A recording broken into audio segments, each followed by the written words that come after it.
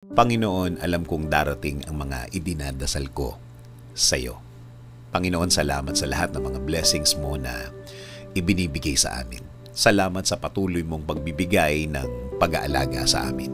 Ang araw-araw na kasama ka ay ang araw-araw na alam namin na we will be provided, Lord.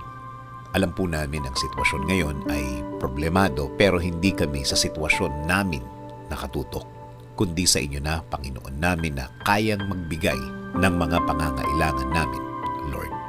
Ikaw na laging tumutulong sa amin, Lord. Alam namin na hindi na magtatagal ang aming sitwasyon at makikita at marireceive na namin ang mga bagay na ipinagdadasal namin na magbabago ng aming mga kinakaharap ngayon. At alam namin, hindi na magtatagal yun, Panginoon. Hindi rin kami padadaya sa aming nakikita, sa mga sinasabi ng iba na hindi na magagawa ng paraan at wala ng solusyon ang aming mga problema.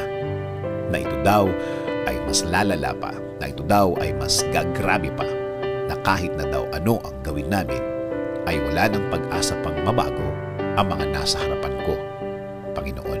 Kung salita lang nila ang aming pakikinggan, kung mga sinasabi nila ang aming iisipin, Lord, para ko lang pinahina ang faith ko sa inyo, Lord. Pangako po, sa inyo lang po kami maniniwala at magtitiwala. Kayo po ang magiging laman ng aming mga puso at isipan.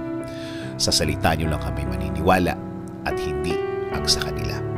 Kaya ngayon, Panginoon, ngayon pa lang, salamat na po sa inyong mga naibigay sa amin. Salamat po sa mga provision mo sa amin. Salamat na sa mga biyaya na ibibigay ninyo, Lord. Kasama din po ng pasasalamat ng mga ibibigay ninyo sa akin at sa amin, Panginoon. Alam po namin na ang mga bagay na ibibigay niyo sa amin ay hindi na magtatagal. Hindi na magtatagal ang aming pag-aantay.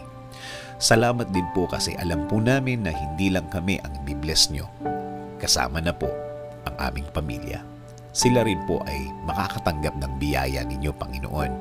Alam po namin na hindi nyo rin sila pababayaan, Lord. And Lord, please bless our country. Kayo na po, Panginoon, ang bahala sa aming bayan. Please bless our government officials, Lord. Lead them and guide them always. Provide them with more wisdom.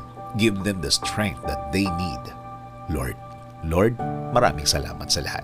Sa lahat ng inyong ibinigay at ibibigay sa aming sarili, sa aming pamilya, at sa aming bayan. This is our prayer. In Jesus' name, Amen.